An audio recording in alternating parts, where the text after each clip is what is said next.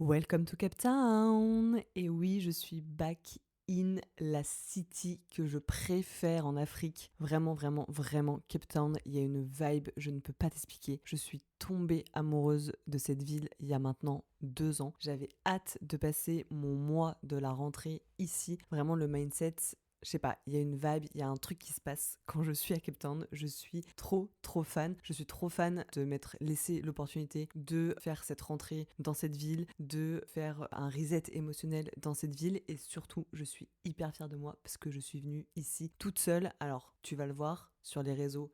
J'ai rejoint une amie, mais quand je te dis que je suis fière de l'avoir fait toute seule, c'est parce que ça faisait 12 ans que je n'avais pas pris un vol long courrier solo. La dernière fois, et d'ailleurs l'unique fois, c'était quand je suis allée au Japon, que j'ai rejoint mon parrain au Japon. J'avais fait Paris, Shanghai, Shanghai, Tokyo. Et là, du coup, j'ai fait Paris, Dubaï, Dubaï, Cape Town. Je suis trop contente. D'ailleurs, petit aparté, mais franchement, j'ai été choquée les girls. Je me suis fait porter ma valise de A à Z par la planète entière. Des mecs trop sympas. Bon, ma valise fait ma taille, donc je pense que ça leur a fait un petit peu de peine. Je crois qu'elle fait plus de 32 kilos. J'ai kiffé la porter dans mes escaliers sans ascenseur. Mais c'était une petite aparté parce que vraiment, je me suis fait la remarque, je me suis dit, ah tiens, bah en fait, des hommes capables, ça existe. Trop sympa, même pas besoin de demander. Genre littéralement, je n'ai pas demandé une seule fois de l'aide. On m'a porté ma valise tout le long. Même du coup, j'avais en plus une autre valise avec moi en cabine. Pareil, genre on me l'a portée à chaque fois pour me la mettre dans les racks en haut là. Franchement, exceptionnel. Donc, parce que je t'avoue que c'était des petites choses comme ça où je me suis dit, oh là là, je vais jamais réussir à porter ma valise toute seule, ça va être un enfer. Je vais me casser le dos, je vais me bloquer le dos, je vais casser la valise. Je sais pas, à tout moment il va y avoir un problème comme ça. Mais non,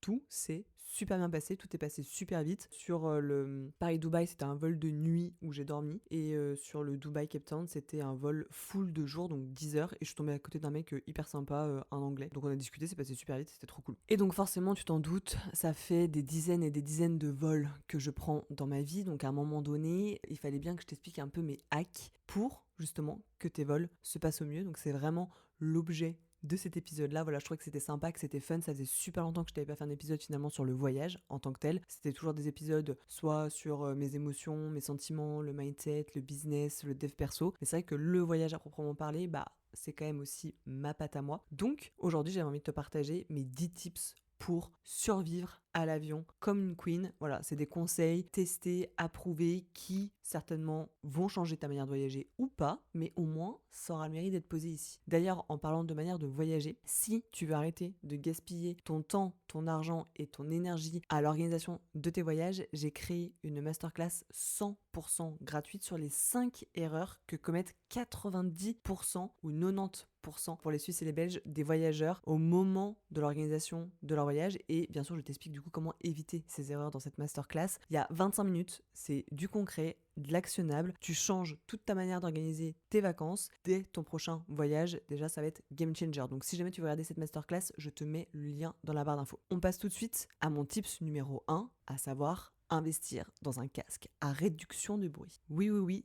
ta bulle, c'est vital. Franchement, les annonces à tout bout de champ parce qu'il y a une pauvre turbulence, le bébé qui pleure, les chariots, les gens qui parlent fort comme s'ils étaient chez eux, etc. Moi, j'en peux plus. Genre à un moment donné, il faut que je me coupe, que je me mette dans ma bulle. Ça me fait penser à la traîne, tu sais, il y avait un Reels où tu t'allongeais, t'entendais le brouhaha, puis d'un coup c'était le silence. Voilà, bah c'est exactement ça que ça te fait, un casque à réduction de bruit. Et je trouve que même si je mets pas de musique, même si je regarde pas un film, le fait d'être isolé comme ça, wow, c'est juste game changer, mais vraiment.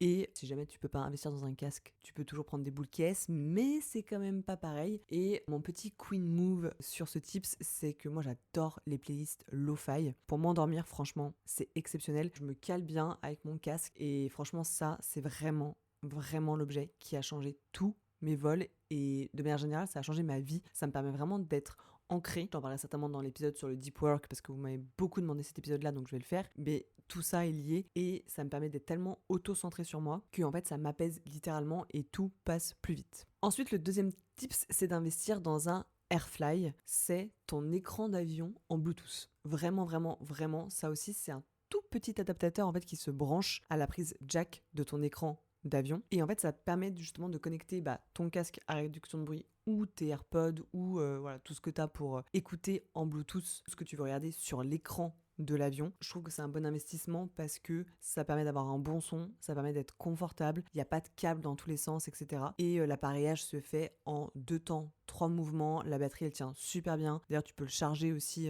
pendant le vol parce que c'est une prise USB, USB-C que tu peux adapter. Et ça franchement mais c'est tellement tellement tellement bien. Et du coup moi mon queen move sur ça c'est qu'en fait je mets mon Airfly dans la pochette de mon casque avec un élastique autour, comme ça au moins tout est pareil, tout est nickel. Et franchement ça aussi c'est un petit investissement, c'est un petit budget. Je sais plus trop combien ça coûte mais c'est un petit budget, ça doit être genre 95, 95 euros, quelque chose comme ça. Mais franchement ça a changé mes vols aussi de pouvoir regarder des films avec mon casque à réduction de bruit. Mais franchement ça change tout, tout, tout. Ensuite, le troisième tip, c'est encore une fois un achat, mais promis, après, il n'y en aura plus normalement, mais c'est d'avoir un bon coussin de nuque. Parce que franchement, quand tu voyages pas en business, que t'as pas de support pour ta tête, alors là c'est torticolis assuré, et autant en vol retour tu te dis bon bah c'est pas grave je rentre de mes vacances, autant en vol aller ça peut te flinguer tes vacances. Vraiment, vraiment, vraiment. Donc choisis un bon coussin de nuque, un truc un peu à mémoire de forme, comme ça il y a vraiment un super bon maintien. Tu l'installes, tu peux rajouter d'ailleurs un masque de nuit. Alors moi j'arrive pas à tolérer ça, vraiment j'ai déjà essayé plein de fois, vraiment ça ne marche pas sur moi. Mais si t'aimes les masques de nuit, tu rajoutes ça en plus. Ah mais là t'es picobello, franchement t'es trop yambe. Et du coup bah moi mon petit queen move sur ça, mais qui n'en est pas vraiment un parce que tout le monde fait ça, c'est que du coup je l'accroche à mon bagage cabine, comme ça m'évite de devoir me le trimballer à la main tout le temps. T'as aussi des modèles qui sont gonflables, donc en soi qui prennent moins de place, mais franchement la qualité elle est pas ouf. Ensuite mon quatrième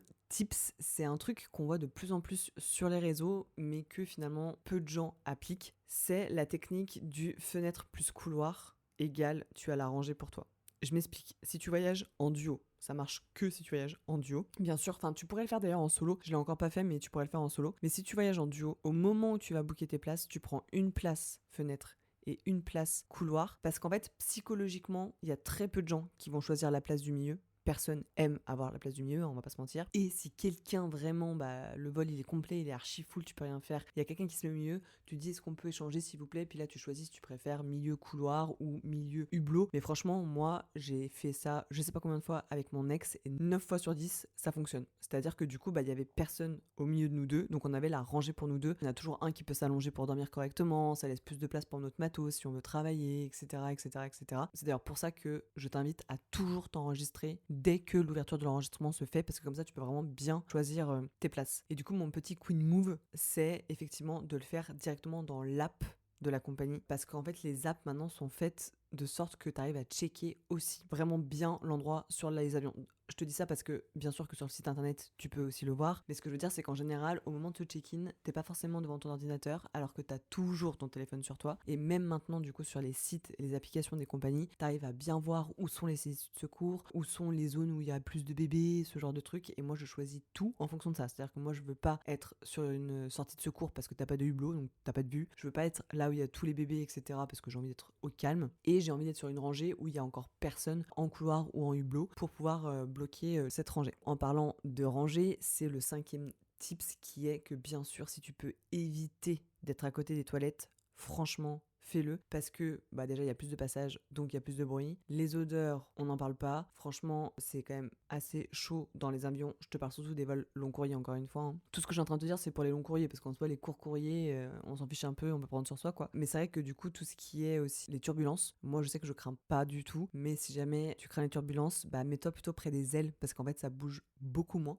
Donc voilà, queen move c'est de bien regarder le plan de la cabine encore une fois, et pas seulement au check-in. Regarde même au moment de la réservation, parce que même si c'est payant, des fois ça vaut peut-être le coup de payer et d'avoir the siège pour toi. Et en plus, t'as de plus en plus de compagnies qui, tu sais, surbookent un peu leur vol, donc il faut faire hyper gaffe à ça. Donc franchement moi maintenant quand je vois que déjà il y a plus trop de place, ça me dérange pas de payer 3 balles de plus. Bon c'est sûr que des fois il y en a qui se chauffe de ouf et qui te font payer genre 120 balles ton siège limite, mais quand c'est 3 euros ou 6 euros ça me dérange pas de rajouter ce prix là pour vraiment bien choisir mon siège et vraiment être bien, parce qu'encore une fois les longs courriers ça peut être très long. Ensuite le sixième tips qui est hyper bateau, que je pense que tout le monde fait mais je le remets quand même ici, c'est de tout télécharger avant de partir. En fait, il faut que tu passes toutes tes applis en mode hors ligne. Donc en fait, que ce soit tes podcasts, tes playlists, tes e-books, tes séries, tes films, il faut que tout soit téléchargé. Il faut que tu aies assez d'espace sur ta tablette, ton ordinateur, je sais pas où tu regardes, mais voilà. Il faut que tu checkes qu'il n'y ait pas trop de luminosité pour être sûr d'avoir assez de batterie, que tu mettes bien tout ça correctement. Et justement, mon queen move sur ça, c'est que moi, je me crée des dossiers spéciaux vol, donc sur mon téléphone ou sur ma tablette. Et ça me permet du coup d'avoir tout ce que j'ai envie envie de regarder, mais ça me permet aussi de stocker des choses comme par exemple mes cartes d'embarquement, ce genre de choses, les papiers, les vaccins, si jamais il y en avait des obligatoires, tout ça, tout ça. Je mets tout au même endroit sur mon téléphone. Ça me permet en fait de tout avoir en mode hors ligne et ça c'est super important. Ensuite, le 8e tips, ça va être les chaussettes. Alors je sais tu vas me prendre pour une folle, mais moi j'adore avoir mes propres chaussettes. Je sais que dans pas mal de compagnies, ils en donnent aussi, dans les petites trousses, tu sais. Mais moi j'aime trop avoir mes chaussettes à moi et aussi je l'ai mis pour les personnes qui ont besoin de bas de contention. Alors moi j'en ai pas besoin, mais je sais que de plus en plus de personnes ont les jambes qui gonflent en avion. Donc franchement, avoir des chaussettes toutes moelleuses et ou des bas de contention, ça peut vraiment vraiment aider. Pour le coup, c'est vraiment un pro type. Et si jamais ça ne suffit pas, et ben en fait il faut que tu boives énormément d'eau parce qu'en fait on se déshydrate de ouf quand on est en vol. Et n'hésite pas à aller te balader un peu toutes les 2 heures, histoire que voilà ça puisse un peu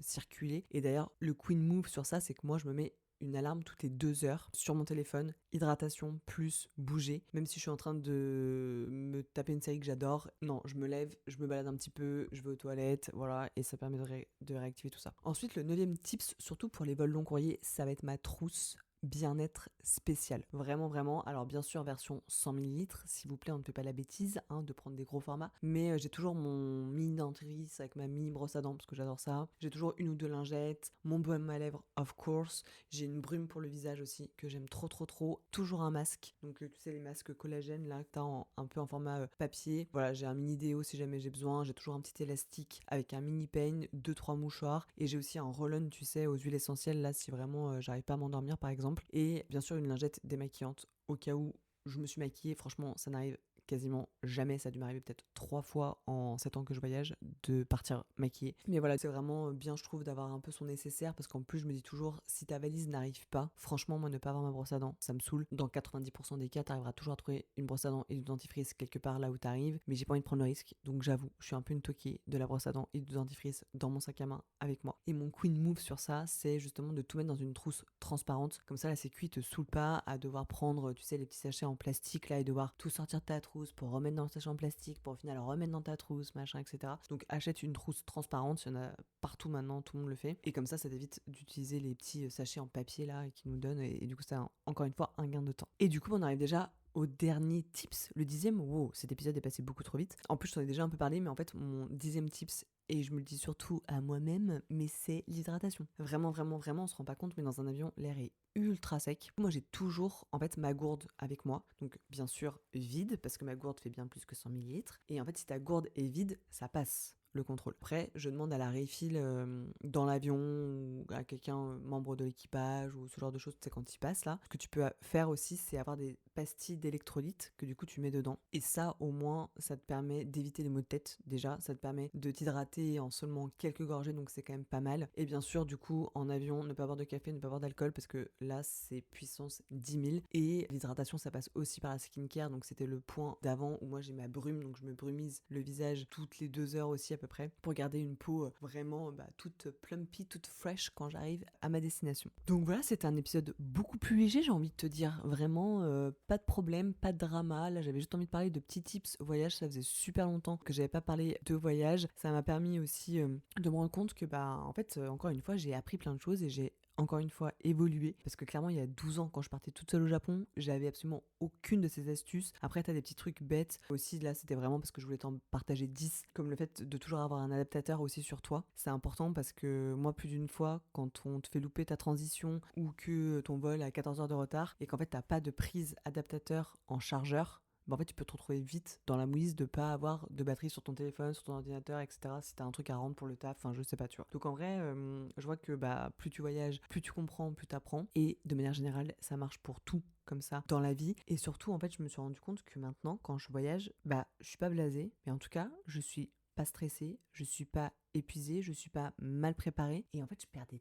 tellement d'énergie, encore une fois, mais tellement d'énergie, et maintenant juste tout est fluide quoi. Vraiment, vraiment, vraiment, vraiment. Juste avoir des petites astuces comme ça fait juste la diff. Et en vrai, ça peut vraiment te ruiner un voyage, moi je trouve. Pour moi, mon voyage, il commence toujours à partir du moment où j'arrive dans l'aéroport. Pour moi, l'aéroport, c'est une expérience à part entière. Et typiquement, rien qu'en arrivant à l'aéroport, t'as déjà 90% des gens qui font des erreurs dans leur organisation. Ils s'en rendent pas compte, hein. Mais c'est juste qu'en fait, ils cherchent pas non plus à optimiser. Et justement dans la masterclass qui dure 25 minutes dont je te parlais au début de l'épisode, je t'explique donc les 5 erreurs les plus courantes, comment les éviter. Il y a aussi mes astuces de comment faire en sorte que tu gagnes de l'énergie, que tu gagnes du temps et que tu gagnes aussi de l'argent. Donc si tu veux arrêter de perdre tout ça, encore une fois, le lien est dans la barre d'infos. N'hésite pas à partager tes meilleurs tips pour survivre en avion comme une queen, ou alors aussi tes meilleures anecdotes un peu folkloriques, parce que franchement des fois il se passe des trucs dans les avions, je me dis wow, genre où va le monde. Franchement des fois t'as des trucs, c'est très très drôle, et des trucs qui te font très très flipper aussi. Mais bref, sur ce, n'oublie pas de t'abonner